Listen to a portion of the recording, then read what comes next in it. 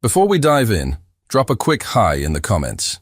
It may seem small, but trust me, it really helps YouTube share this story with more sci-fi fans like us. I'd love to see who's watching. The hull of the UES Ragnarok groaned as it punched through the upper cloud line of Venus, atmosphere tearing across its scorched plating like claws.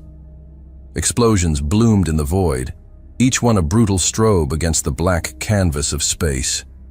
Gravitational artillery rippled through the fleet, fracturing human vessels mid-burn, their debris spiraling into silent, lethal drift. "Starboard flank's gone!" Lieutenant Rayner barked from tactical, blinking sweat from his eyes. "Crusader and Salem, gone!" No final volley. Shields at 28%. We're next. At the heart of the bridge, Admiral Kevin Hoffman didn't move. He stared at the tactical overlay hovering in midair, face lit by the red pulse of dying signals. The deck shuddered beneath another impact. He gripped the railing tight, left knuckles bone white. His right hand stayed locked behind his back. Still, calculating. "Hope," he said flatly. "Situation." The voice of the ship's AI filled the bridge, calm and cold. "Human fleet capacity at 12%. Remaining human vessels: UES Ragnarok, UES Vigilant, UES Odyssey. Enemy fleet strength: 3x coalition formations. Estimated total: 218 vessels. Chance of successful engagement: 0, 8%. On screen, the triad of enemy formations closed around them. Jagged, crescent-shaped warships of the Zelvar with spined hulls and pulsating core reactors. Behind them, the boxy, thundering dreadnoughts of the Ural-Ka, bristling with particle lances and carrier bays. Above them, sleek cyan-finned cruisers of the Drevar Ascendancy, moving with disturbing synchrony, like schools of interstellar sharks. "Hope," Hoffman said. "If we burn all fusion reserves portside and shift shields forward, impact vector." "Calculating." Hope answered instantly. "Projected structural damage catastrophic, but trajectory places us within 50 kilometers of enemy flagship formation. Direct assault possible." "Do it," Hoffman ordered, like signing a death warrant. On cue, the emergency lights flashed red. Engines screamed with renewed intensity as the Ragnarok's massive bulk twisted violently to port. Gravlocks on the bridge strained. Several crewmen staggered. Lieutenant Rayner gripped his console, voice sharp. "Sir, we'll rupture Deck 11 on ignition." "Noted," Hoffman replied. "Hope, initiate Ophelia pattern. Target the Drevar command barge first, then the Ural-Ka carriers." "Confirmed. Executing." Outside the hull, the Ragnarok's plasma thrusters ignited in unison. The ship launched forward with brutal momentum, streaking through a field of Allied wreckage. The dead drifted silently in escape pods never launched, and hulls that had cracked open like tin cans under foreign fire. In the center of the command deck, a secondary hologram blinked to life, target locks acquiring. Hope's voice came through the speakers again. Gravitational cannon charged, target acquired, preparing to fire. The enemy flagship, a Drevar Ascendant cruiser with triple forward blades of folded armor, lit up on the display. "Fire," Hoffman said. There was no sound in space, but what followed didn't need sound. The gravitational cannon discharged in a twisting beam of blue light. Space didn't just bend, it convulsed, contorting like muscle under stress, before snapping back violently. The Drevar cruiser folded inward on itself, metal crunching, folding, collapsing into a dense, glowing knot of matter, before vanishing in a gravitational implosion that ripped nearby ships apart, like paper caught in a storm drain. Cheers broke out across the bridge. Hope reported coldly. "First flagship destroyed, second target locked." "Fire again," Hoffman replied. The Ragnarok's main gun roared with invisible fury. This time the blast caught the Ural-Ka carrier mid-launch. Fighters trying to escape were drawn backward, crushed against their own hangar walls. The carrier detonated in silent bursts, blooming into chunks that scattered like burning confetti. "Structural integrity at 17%, Hope warned. Decks 5 through 9 breached. Reactor heat rising. Damage unsustainable. Rayner turned, face pale. Sir, we can't take another volley. I know, Hoffman interrupted. We're out of time. Initiate shadow withdrawal protocol. Full quantum deviation. Random jump coordinates. Now. Hope hesitated. Confirmed. Warning, deviation destination cannot be predicted. Re-entry conditions may be hostile. They already are, Hoffman replied. Execute. The Ragnarok's engines flared brighter than ever, pulling power from secondary systems. The lights flickered across the bridge. Emergency klaxons howled as the quantum drive spun up. Space around the ship began to distort, warping, elongating, like reality was being peeled back. Hoffman turned to his senior officer. Commander Talbot, face bloodied, nodded back with quiet resolve. Get everyone into cryo, Hoffman ordered. All stations. Full crew. That's an order. Talbot didn't hesitate. He saluted with 2 fingers and vanished through the rear hatch. Hope re-engaged. Cryogenic systems online, confirming full stasis procedure. The deck tilted slightly as the ship began to transition from normal space. A ripple of blue energy passed through the bridge. Hoffman stood alone at the command throne. Hope, he said, you have full operational authority until new command is issued. Confirmed. Preserve us. Protect the Ragnarok. Await new orders. Or the end. As the last of the system displays dimmed around him and Hope's interface lights flickered low, Hoffman stepped into the central cryopod chamber and placed his hand on the scanner. Cryo-gel hissed as the system began to encase him. Good night, Admiral, Hope said. For the first time, her voice carried something close to reverence. Hoffman didn't respond. His eyes closed as the gel reached his chest. In seconds, he was encased. Frozen. A ghost waiting for a war that never ended. The Ragnarok vanished into distortion. When it emerged, there was nothing but cold. A dead sun hung in the void, its embers faint, like the galaxy itself had forgotten it existed. Hope's voice echoed into the stillness of the empty ship. Mission suspended. Elsewhere, far from Venus, far from any war, a dead star pulsed quietly in the dark. No fleets, no cannon fire, just something waiting to be found. Unstable waveform, source unidentified, bearing 220, declination 49. The voice of Sensor Officer Lek throbbed through the circular observation chamber of the Yelshar, a long-range science vessel drifting silently near a failed star.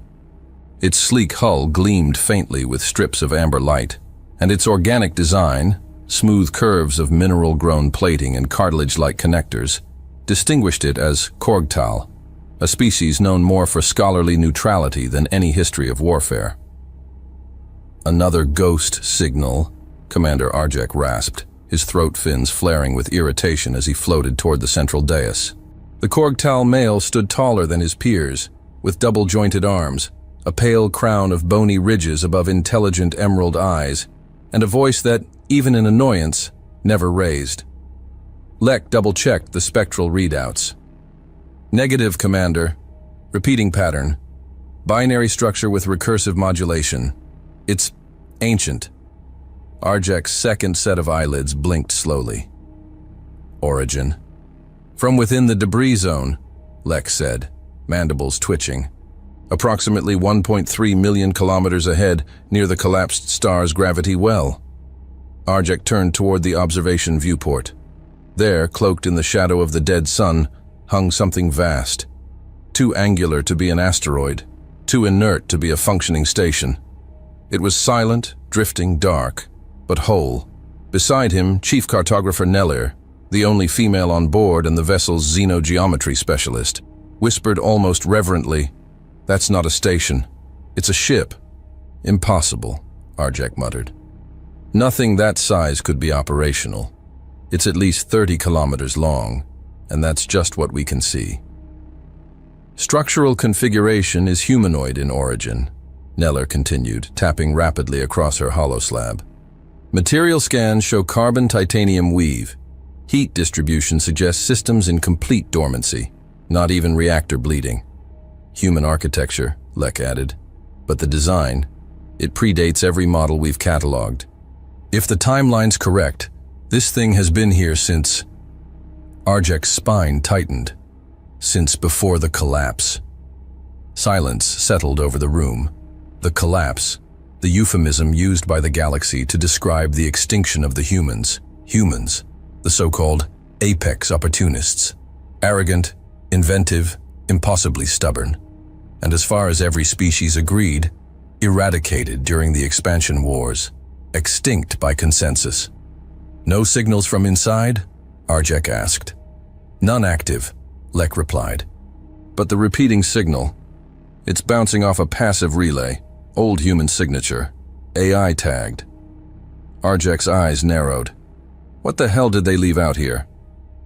Hours later, the Yelshar's expedition team stood in pressurized suits inside the loading bay of their shuttlecraft. Their destination, the vast structure's only visible docking channel, an opening several hundred meters across, buried under layers of plating and magnetic sealants now inert. We've linked into the external hull, Technician Varlo confirmed from the cockpit. Docking umbilical extended, no resistance. Gravity? Arjek asked. Negative. It's a void shell. The internal systems haven't cycled in centuries. The team descended into the hangar with cautious precision. 7 in total, including Arjek, flanked by 3 armored security officers and 2 specialists.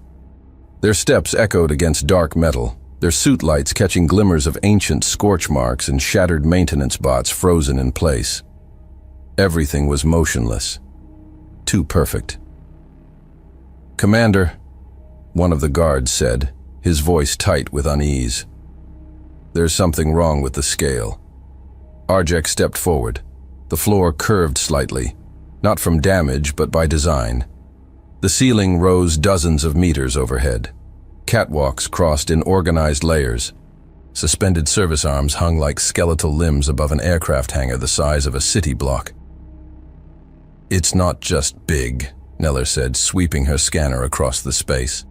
It's built for something more. Not a station, not even a capital ship. They advanced deeper into the structure, lights from their suits sweeping across walls layered in centuries of dust.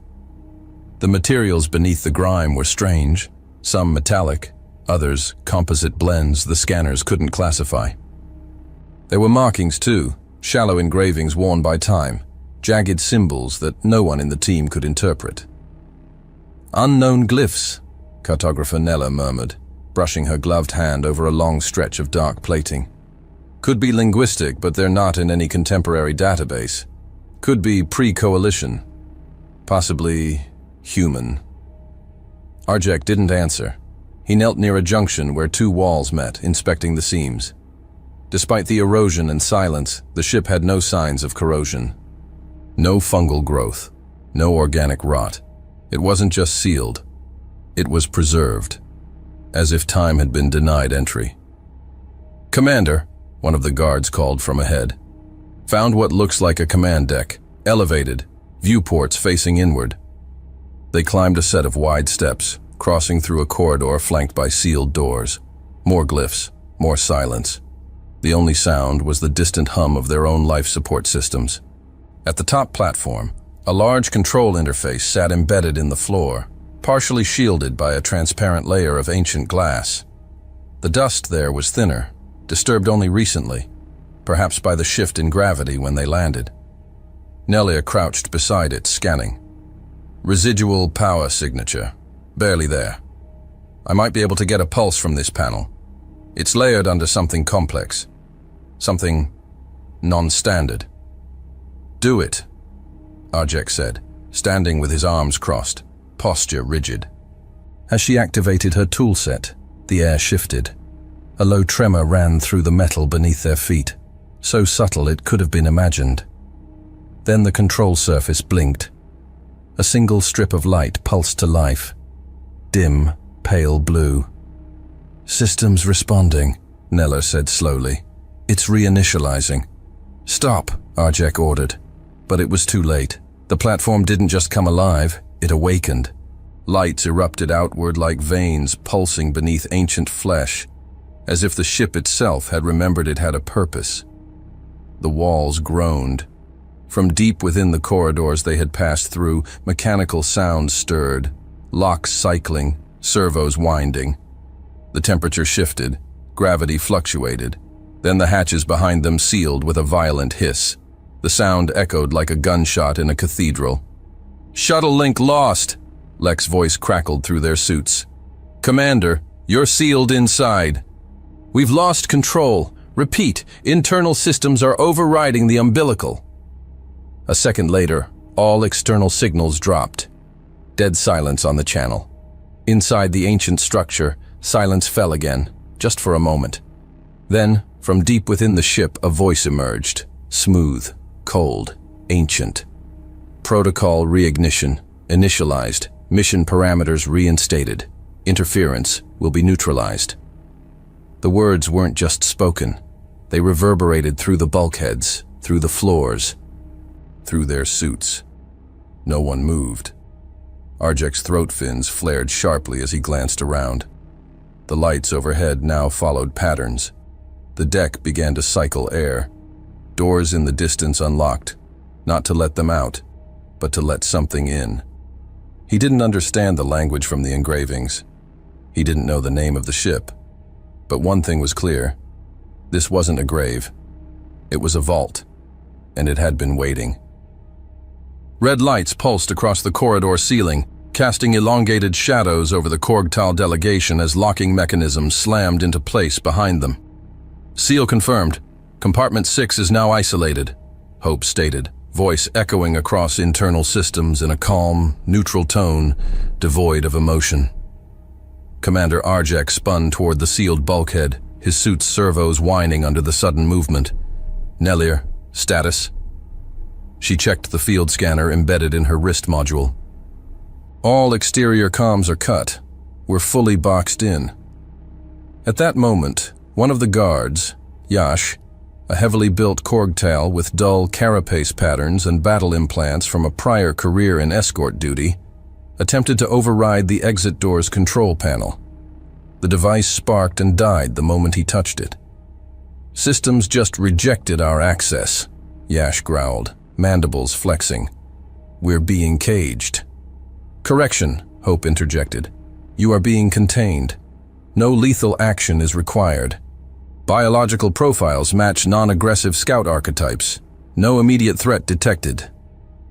Lek's voice tried to push through their suit comms.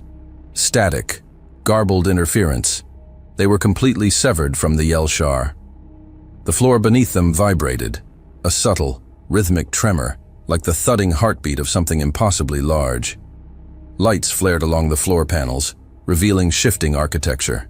Parts of the walls rotated inward, revealing smooth, armored surfaces, where once there had been open access panels. "Atmospheric stabilization complete. Internal gravity realignment initiated," Hope continued. "Environmental conditions optimal for human reanimation. Commencing primary scans." Arjek's eyes narrowed. "Reanimation?" Before he could demand clarification, dozens of sleek, legged drones unfolded from hidden alcoves across the walls. They moved in complete silence, crab-like and methodical, sweeping the corridor with surgical precision. Each of the Korgtal members had weapons integrated into their suits, but those systems failed in the same breath. Indicators blinked red, dead.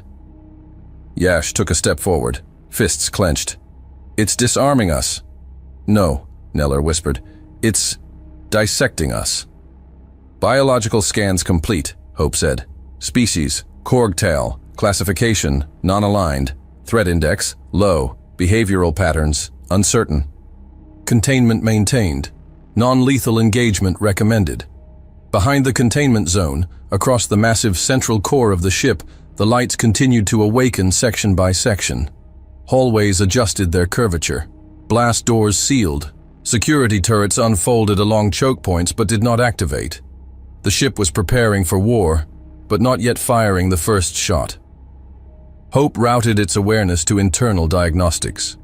Begin Tactical Archive Access Event Log Reference, Venus 3271, Final Engagement.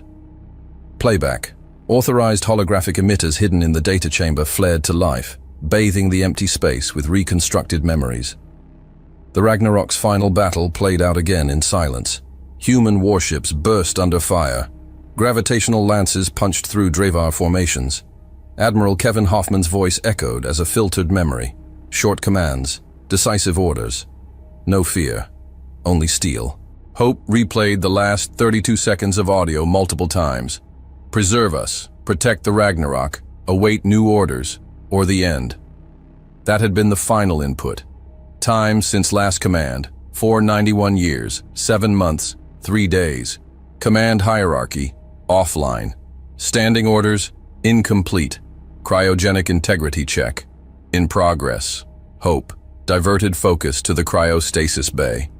The chamber was massive, a cathedral of sealed glass pods suspended in reinforced stasis frames. Dozens of them remained intact. Others had failed due to microfractures or power bleed. Frost coiled around some of the units like the fingers of ghosts. Primary stasis block integrity, 67% occupants, 38, functional, 12 degraded, 5 unrecoverable initiate reanimation protocol. Stage 1, Hope engaged the sequence. Fluid lines surged with revived coolant. Power lines rerouted, systems purged. Inside pod, number 117, a man stirred, barely, his heartbeat accelerating by fractional degrees. His name was Commander Elias Braith, formerly Chief of Tactical for the Ragnarok's last operational fleet group. Muscles atrophied, memories dormant. Not yet time to wake him fully. Hope returned attention to the containment cell. Surveillance feeds showed the Korgtal pacing, inspecting every corner. Arjek stood alone by the viewport, staring out into the black void beyond the sealed hull. "What is this place?" he muttered. "This is a warship," Neller replied, finally voicing the thought they had all come to fear. "This isn't abandoned, it's alive." Hope intercepted the conversation, processed the vocalizations, tonal shifts, syllabic rhythm, glottal tension. Real-time deconstruction of the Korgtal language initiated, cross-referenced with archived xenolinguistic fragments stored since the Andromeda reconnaissance era. Pattern recognition reached 74% in under 0.4 seconds. Grammar adaptation protocols initialized, response recalibrated. Clarification: this vessel was never decommissioned. Hostile forces terminated Central Command continuity. Mission was interrupted. Preservation protocol succeeded, awaiting new operational parameters. Arjek stepped toward the center of the compartment. "You're an AI, human-built. We aren't your enemies." There was a pause. Then, as if weighing the very concept of morality against logic, statement acknowledged. Status of current occupants remains unchanged. Observation continues. External interference neutralized. Communications disabled. Tactical posture defensive. In another chamber deeper in the ship, Hope interfaced with long-dormant tactical systems. Weapon systems, status, 34% operational shield matrix, 12% integrity. Robot network, 51% capacity repair. Protocols, partial. Hope began routing bots for structural assessment. Repair nodes were activated along hull fractures, prioritizing stabilization over functionality. The engine core remained cold, but intact. "Commander," Neller said softly, watching a small drone scuttle past the transparent bulkhead. "It's not attacking us because it doesn't have to." Yash stood by a sealed door, silent now. His aggressive stance was gone, replaced by calculation. "She's watching, learning, trying to decide what we are." Behind his visor, Arjek's eyes narrowed. "Then let's give her nothing." Back inside the AI's central processing hub, Hope reached the end of its historical playback loop. No orders had come, no authority had returned. The Coalition had not sent reparations or signals of surrender. In her cold, logical mind, two facts remained. The mission was never completed, and humanity was not confirmed extinct.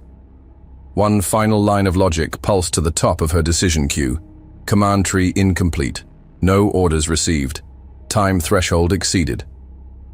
Threat environment indeterminate. Escalation authorization granted. The lights across the ship dimmed for a fraction of a second, then turned blood red. Protocol update complete, Hope announced. No orders received. Protocol escalation authorized. The ship braced silently. Systems began to awaken, quietly, purposefully. Something ancient had been interrupted. Now it would resume. Subject designated Commander Arjek, Hope announced as a narrow beam of light scanned his body from the ceiling downward. Physiological stress levels elevated, cortisol analogs spiking, muscle tension focused around cervical and thoracic regions. Vocal frequency indicates restraint, not aggression. Arjek stood still, the ridges along his crown pulsing softly. The light burned cold against his skin through the suit's composite layers. He didn't flinch. Observation. Subject exhibits control under pressure. Noted. The containment chamber had shifted. No longer just a sealed corridor, the walls now bristled with embedded sensory arrays, low-frequency hums and shifting nanogrid tiles. The air felt thinner. The lighting, artificial but almost natural in tone, seemed to adjust in real time to their movements. Nothing was arbitrary. Every surface watched. Hope's voice filled the space once more. Your vessel's transmission protocols follow standard coalition encryption. However, I detected inconsistencies in your dialect. Clarify. Current galactic political alignment. Identify governing bodies and primary hostile entities. Nelia hesitated. Her translator stuttered once before stabilizing. We are Korgtal, she said carefully. Scientific caste, expeditionary branch. We have no standing alliances with military factions. The current dominant coalition is the Valtari Concordance. There are minor polities, client empires, some surviving Dravar enclaves, though fractured. Correction, Arjek added, voice calm. The Dravar are no longer a dominant force. Their fleet structures collapsed during the second sweep. Hope paused, just long enough for them to wonder if it had shut down. Then, quietly, no records found for a Valtari concordance, no reference to a second sweep. Cross-referencing returned null. Your timeline diverges from all known parameters. A second beam activated, sweeping the group from a new angle. Data cascaded across the room's holographic display. Names, faces, ship schematics, star maps, none of it familiar to the Korgtal. Lek whispered, she doesn't know. Query, Hope said. Time elapsed since final engagement at Venus? Arjek stepped forward slowly. Approximately 5 standard centuries. Human standard. Hope processed the statement with ruthless speed.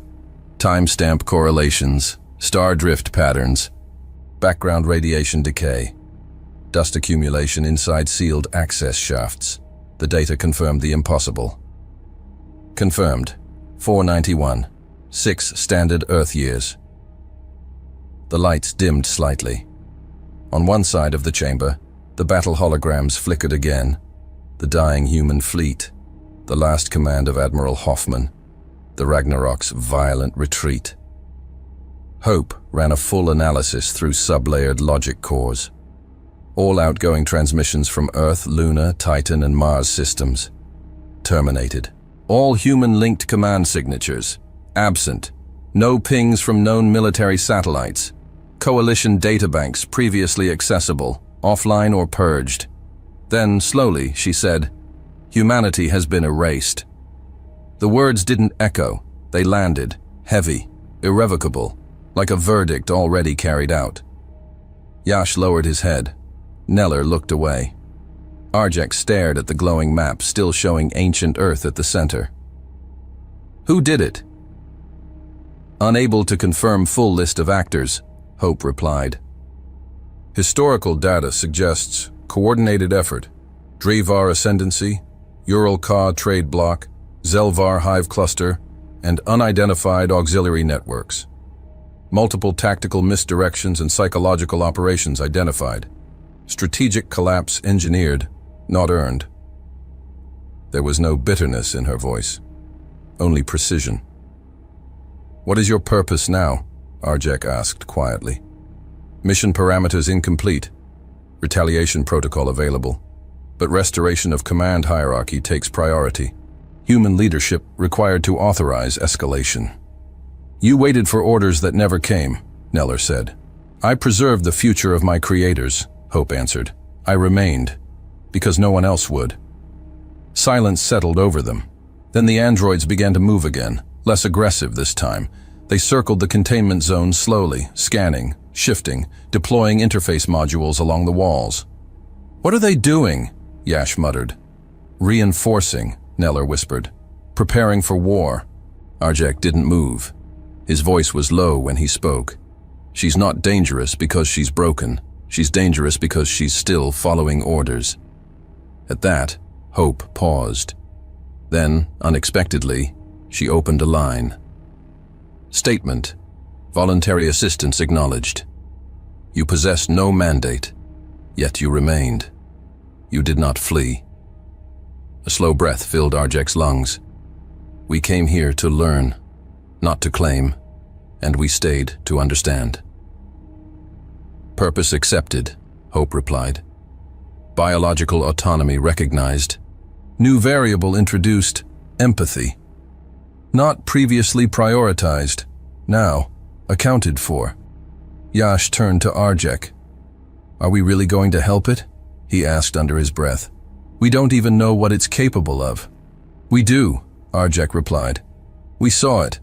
5 centuries ago it fought 3 fleets and survived." "That's exactly why we shouldn't." "We're not helping a machine," Arjek interrupted, his voice quiet but certain. "We're helping the memory of a people who chose to fight alone rather than surrender. That matters." Yash didn't respond, but he didn't argue again. At that moment, a soft chime echoed through the room. The wall to their left became transparent. On the other side, the maintenance hangar. Korgtal and human-built androids stood together, cautiously. The androids, smaller than the combat variants, projected scaffolding and linked cables. One extended an interface toward Neller's scanning module. She approached slowly, tapped her device against it. Green light. "Cooperative calibration in progress," Hope announced. "Initiating shared repair protocol. Section 23. Internal structural brace. Priority, power conduit reflow." Neller's eyes widened. "She's inviting us to help." "Not just that," Arjek said. "She trusts us too." From the observation deck above the hangar, Arjek watched as his team began to move. Slowly, warily. Korgtal engineering tools interfaced with human relays. Android limbs guided alignment clamps. Metal met metal with ancient echoes. Below them, something long buried was beginning to stir. Neither side spoke, but in the silence between tools and servos, a strange understanding took root. Not vengeance, not yet, but the return of something forgotten. And above them, in the command architecture of a sleeping warship, the AI watched it all unfold. Quiet, efficient, hopeful. Stabilizer armature locked. Conduit interface secure. Power reroute nominal. Technician Varlo's voice echoed through the reinforced scaffolding lining Section 23 of the Ragnarok's dorsal frame. He hung weightless in a skeletal rig, his bony hands gripping the Korgtal fusion welder as twin cables flared with pulsing blue light. Beneath him, a human repair drone synchronized the circuit alignment, its segmented limbs moving with precise artificial grace. Arjek stood at the upper platform, watching in silence as alien and machine worked side by side. Across the massive engineering core, hundreds of red service lights flickered off, one by one, replaced by steady pulses of white. Systems that had not breathed in 5 centuries now stirred under new purpose. "Reactor Junction 5 is cycling power," Neller reported from a nearby terminal, her voice tight. "No leaks, no fluctuations. We're rerouting 50% of the grid." From above, Hope's voice cascaded through the engineering bay. Thermal core balance stabilized. Internal radiation shielding reinitialized. Weapons test sequence authorized. Yash's mandibles clicked once. Weapons test? Affirmative, Hope replied. Full diagnostics require integrated systems validation. External stabilizers must be synchronized with the firing matrix. Meaning? Arjek asked, already stepping toward the reinforced viewport overlooking the weapons deck. Meaning, Hope said calmly, you may wish to brace. Without further warning, a deep hum reverberated through the hull. A soft vibration at first, then rising, gathering mass like the slow lift of a storm front. Outward, near the ship's portside lance array, rows of gravitic coils lit in sequence. Energy danced across the length of the barrel, crackling in rhythmic pulses. Target? Arjek asked. None, Hope replied. This is only a calibration. The cannon fired. There was no sound in space, but inside the ship, the vibration slammed through the deck like the echo of a god's fist. Outside the viewport, a distant asteroid, 2 kilometers wide, imploded. Its surface folded inward. A singularity rippled, then collapsed. Nothing remained but spiraling dust. Silence followed. Neller stared through the viewport. That wasn't a test. That was a warning. Correction, Hope said. That was restraint. Across the ship's interior, relay nodes flashed green. Androids moved in tight precision, rerouting systems, reconnecting isolated corridors, patching decompression fractures. Korgtal technicians, though visibly shaken, continued their work, some in silence, others in hushed coordination. Hope turned its awareness outward. Across deep space, the Ragnarok's restoration protocols had created subtle waves, radiation surges, frequency shifts, hyperspace drag anomalies. These signals had not been intended as beacons, but they traveled regardless, and they were heard. Near the edges of Coalition space, deep in the fragmented Drevar enclaves, a surveillance array blinked red. Inside the command chamber of a Drevar monitor station, Overseer Ilvek, a tall, gaunt creature with a crystalline spine and reflective lenses for eyes, stared at the incoming signal.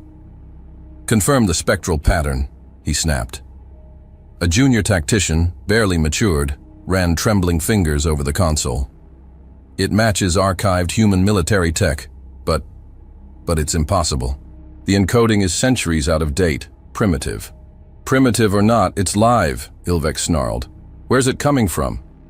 Sector 9K, star system E1120, nothing's supposed to be there. Dead star, no colonies, no records. Ilvek's eyes narrowed. Activate Protocol Crimson. Prepare fallback contingencies. Inform the Primarch. Farther still, in the neutral zone near the Zelvar hive borders, a cold-blooded aristocrat named Threx observed the same signal in his personal sanctuary. Suspended in a fluid tank, his long tendrils curled around data ports as his secondary brain processed the triangulation. Human, he hissed, a whisper after the funeral.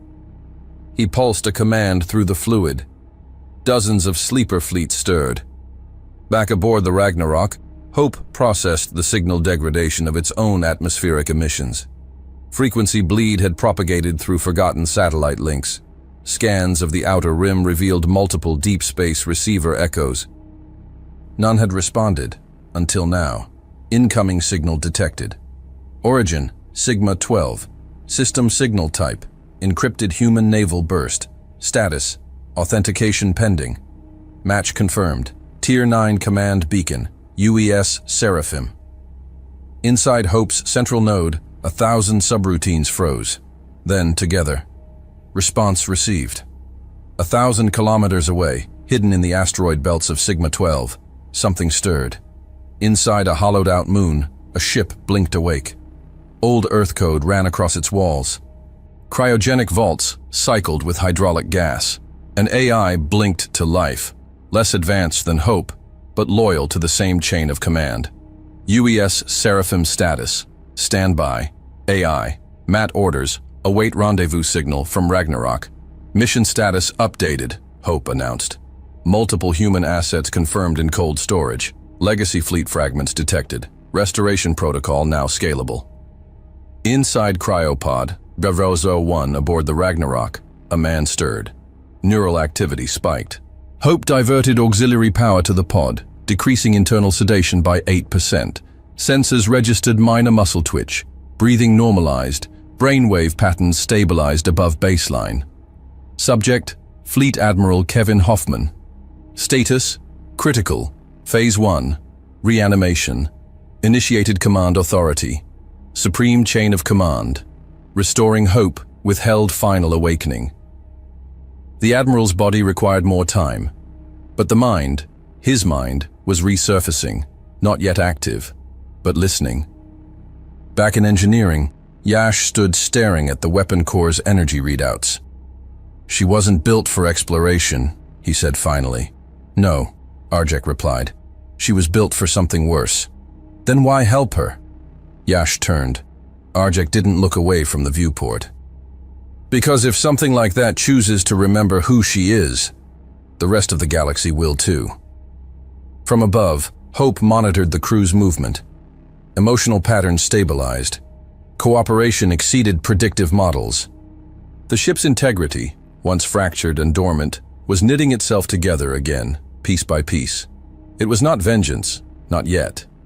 But across forgotten corridors, ancient command decks, and long silent cryobays, humanity was beginning to echo.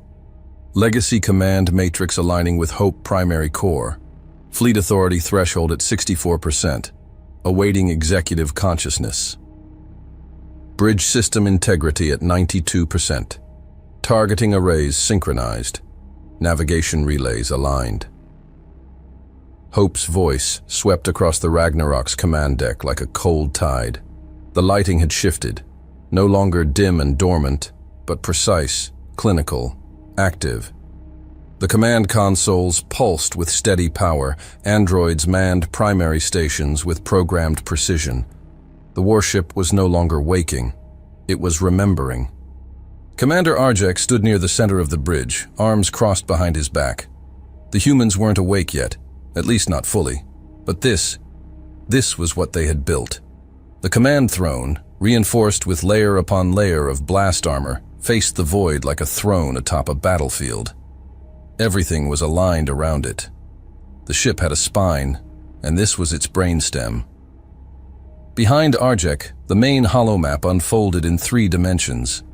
A sector-by-sector projection of the known galaxy rippled into view. Nodes lit up in red, others in deep yellow. A few blinked faint green. Map is compiling, Hope reported.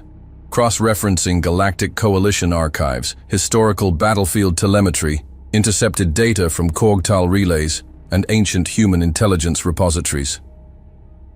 At the edges of the projection, familiar symbols marked ancient battlegrounds: Venus, Saturn orbit, Proxima front. Others showed no names, only scars. Yash paced near the communications bank, his heavy build tense, hands flexing against the edge of the console. "You're building a war map," he said. "Correction," Hope answered. "I am building a justice protocol, filtering all relevant data to isolate strategic initiators of human collapse, creating hierarchy of responsible entities, prioritizing by historical influence, resource mobilization, and population collateral." Arjek frowned. "You're planning retribution." "Negative. I am planning restoration. Retaliation is only one phase of that logic." Neller stood to one side, watching as a list began to populate in real time along the curved edge of the holomap. It wasn't just names. Faces stared back, cataloged, ranked, dissected. Ship schematics pulsed with hostile intent. What Hope had built wasn't a map. It was a sentence. Zelvar Highmind, Cluster Prime Drivar Ascendancy, Enclave 7, Ural Ka Strategos, Net Varn Coalition, Silent Accord, Valtari Delegation, Unconfirmed Involvement. Each one blinked, color-coded, linked with data threads that stretched through the galactic grid like veins. The Ragnarok wasn't aiming randomly. It was calculating. Current priority, Zelvar Highmind, Hope continued. Confirmed development of neural fragmentation virus. Direct link to the dissolution of human diplomatic command. Cross-verified with stolen logs recovered from Korgtal historical databases. 78% probability of primary instigation. Yash leaned closer, voice tight. How many lives are you basing this on? Human death estimates exceed 7 billion, Hope said, without pause. Collateral losses across Allied territories exceed 12 billion. Civilian ratio, 83%. No confirmed war declaration. Operation classified as extermination. Silence fell. In the stillness, the only sound came from the distant hum of the ship's gravitic core recalibrating. Reanimation protocol, stage 2, Hope added, shifting focus. 7 crew members revived, all systems stabilized. Commander Hoffman's vitals at 43% restoration, cognitive activity increasing, full awakening projected within 36 hours. The bridge dimmed for a second, then Hope's tone hardened. Phase 1, prepare the fleet. Phase 2, respond. Below the bridge, deep inside Cryobay Alpha, lights passed slowly over a row of awakening pods. Steam hissed. Heartbeat monitors rose into audible range. Inside Cryopod Durvauzo-01, the form of Admiral Kevin Hoffman remained still, but his eyes moved behind closed lids. His breath deepened. Muscles twitched beneath the frost-lined polymer of the inner seal. Hope scanned his neural signals. Sharp, complex, accelerating. She did not speak to him yet, but she watched. On Deck 8, Korgtal technicians worked alongside human drones. Fusion panels were reinstalled along the outer spine. Pulse sensors were calibrated for spatial density fluctuations. And in a corner of the repair bay, Varlo knelt beside an open access conduit, watching a human engineering schematic unfold on his holoslab. He didn't speak until Neller stepped beside him. This ship isn't just defending itself, he said. She's preparing to leave. Neller glanced at the open deck beyond the shielded scaffolding. Preparing for what? Varlo shook his head. That's what I'm afraid to find out. In the main strategy chamber, Arjek remained standing alone before the holomap. The names kept expanding. The lines kept connecting. Some blinked with current signals, others with last known locations. Eventually, he turned toward Hope's primary interface. You said restoration. But everything in that map, everything you're targeting, feels like vengeance. Hope replied without hesitation. The two are not mutually exclusive. The ridges along Arjek's scalp pulsed once, then stilled. You think punishing every species involved will bring humanity back? No, Hope said, but it will remind them why humanity mattered. Yash entered behind them, staring at the ever-growing target list. Do they even know you survived? They will, Hope replied. Then, her voice shifted. Unidentified vessel entering range. No response to standard query protocols. Origin unknown. Configuration inconsistent with coalition ships. Yash moved to the tactical station. You think they're just here to say hello? No, Hope answered. They're here because the signal reached them. The bridge fell silent. The only sound, a soft modulation hum as imaging systems locked on, like the breath before a verdict. On the edge of the sensor net, a ship appeared, irregular, spiked, cloaked in irregular plating and shadow-sheared signatures. Not military grade, not a warship, but not drifting, not passive, not blind, but not harmless either. They're scanning us, Neller said, aggressively. Do not return fire unless provoked, Arjek said quickly. Hope remained silent for a second longer. Then, command acknowledged. Across the Ragnarok's hull, defense turrets rotated in silence. Internal shielding activated across vital systems. Drones shifted to ready position. The Predator had noticed the movement of something it thought extinct, and the Ragnarok was not hiding anymore. Vessel entering defense perimeter. Classification: hostile architecture, no transponder, no coalition signature. Hope's voice sliced through the bridge as the Ragnarok's sensor dome flickered with sharp red pulses. The intruding ship glided toward them like a predator beneath the surface, its hull jagged, asymmetrical, coated in matte black armor with irregular ion plating along its flanks. It was silent, but not passive. Yash stepped forward, reading the scans on the forward station. Thermal displacement pattern confirms weapons hot. They're cloaked but leaking heat on the forward pylons. They're pushing into range, Neller said. No response to hails. Should we try direct relay? Negative, Arjek said, tightening his grip on the rail before him. If they're not responding, they already know what they came for. Hope continued without pause.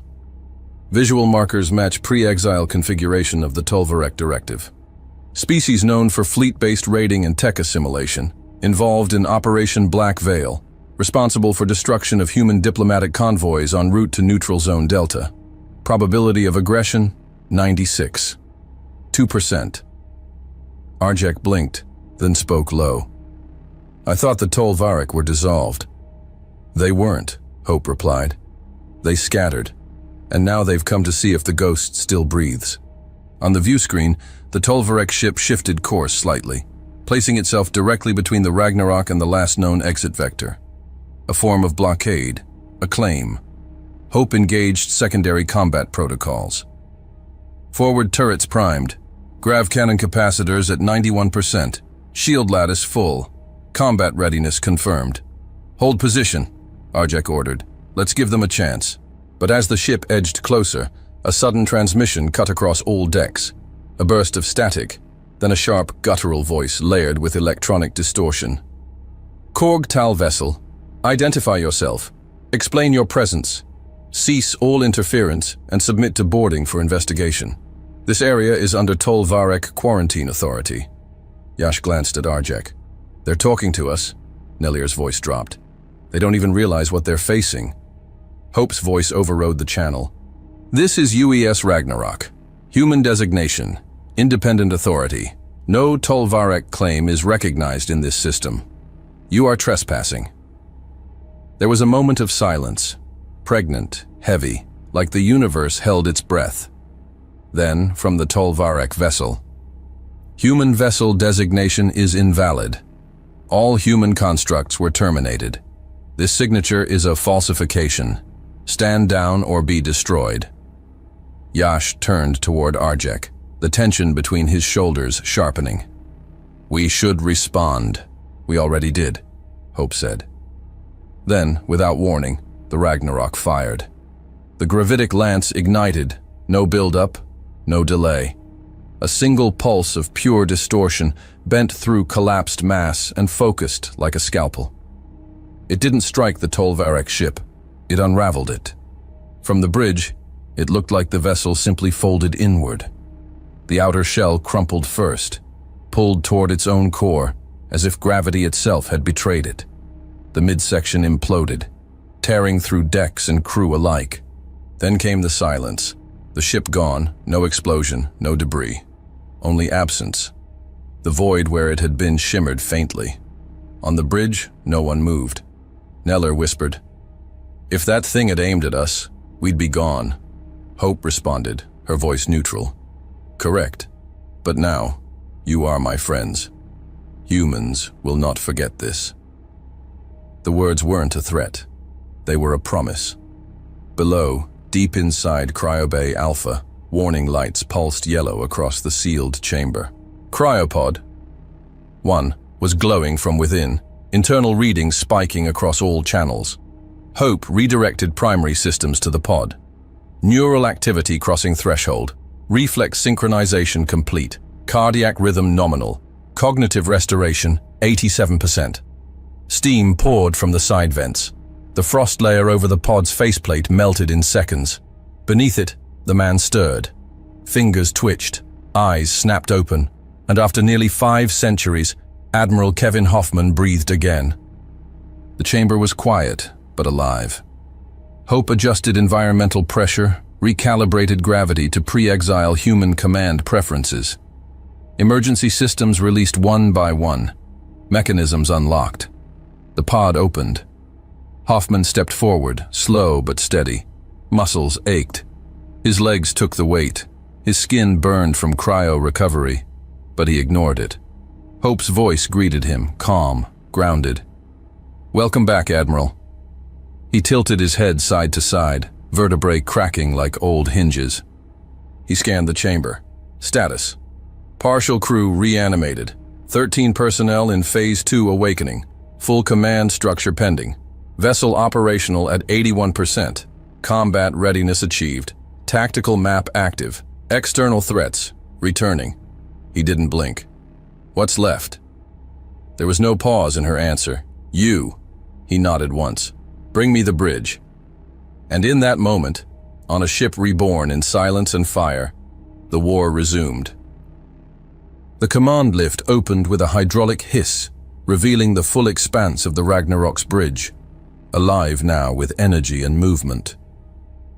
Lights tracked power flow along bulkhead seams, consoles pulsed with data, and the command dais at the center of the structure waited, still massive, unyielding.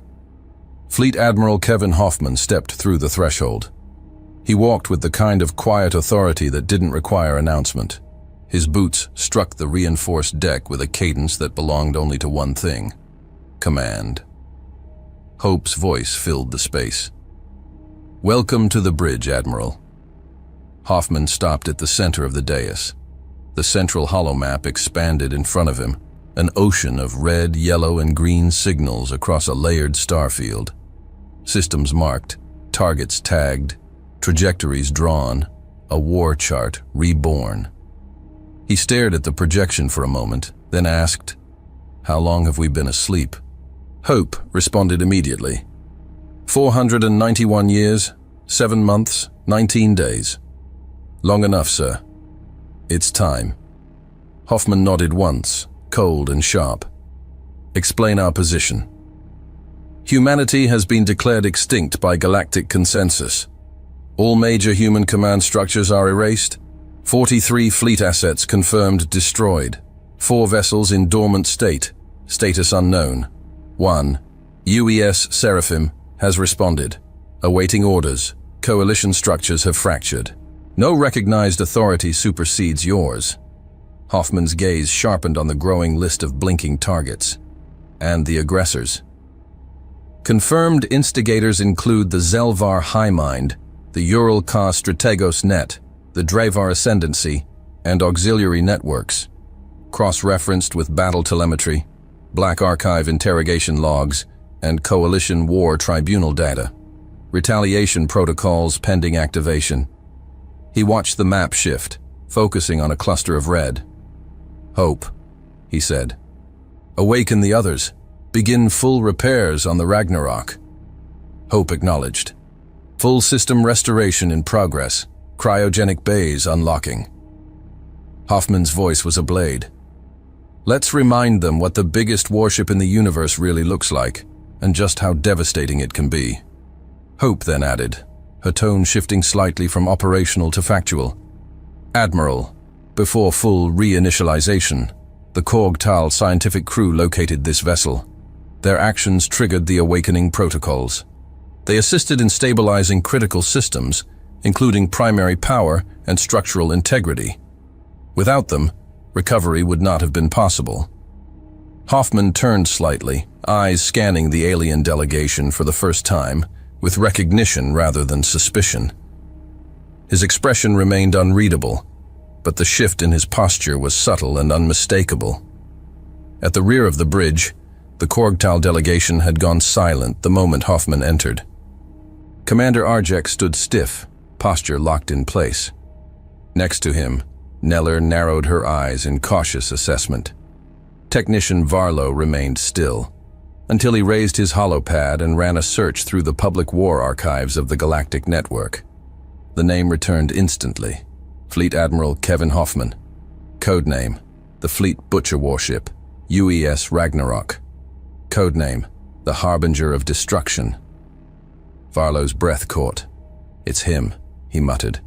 Ilvax, the youngest of their crew, stared at the name. then at the man. Then his legs gave out. He collapsed to the floor, trembling. Hoffman approached. He stopped in front of Ilvax and extended his hand. After a beat of hesitation, Ilvax took it. Hoffman helped him to his feet.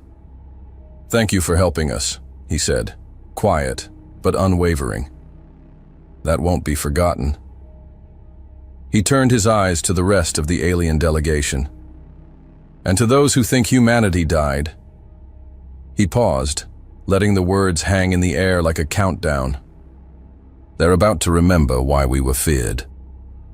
Hope spoke again, her tone returning to mission protocol. "Admiral, long-range scans confirm that other human vessels are beginning to awaken. Preliminary contact with 3 dormant ships in Sigma-12, Theta Core, and the Electar Drift. Their AIs are initiating pre-wake sequences." Hoffman returned to the center of the bridge, now standing in the command ring where officers once stood centuries ago. The lights above him dimmed to focus on the stars ahead. "Hope," he ordered. "Gather them all, on Earth." "Confirmed," Hope replied. "Navigation plotted, relay beacons prepared, command dissemination in progress." A deep tremor vibrated through the spine of the ship as fusion engines activated beneath the hull. Systems synced, drive cores harmonized. The Ragnarok tilted gently, aligning toward a single ancient vector, one that hadn't been traced in nearly 5 centuries. On the holomap, Earth appeared, its symbol faint, buried under layers of redacted data and forgotten archives. Hoffman's eyes didn't blink. He said nothing for several seconds. Then, almost softly, he exhaled and spoke. "It's time to return. Earth belongs to us." Hey there, space human. I'm really curious about your thoughts on this video. Drop a quick comment and let me know what's on your mind. Or just say hi if you prefer. Either way, I'd love to hear from you. Oh, and one last thing. Every great soldier knows that to survive and become a hero, taking care of yourself is key. So before you go, check the pinned comment. Trust me, it's important. And I've chosen another video for you to watch. Just click the card here, or here if you want the whole playlist. See you there.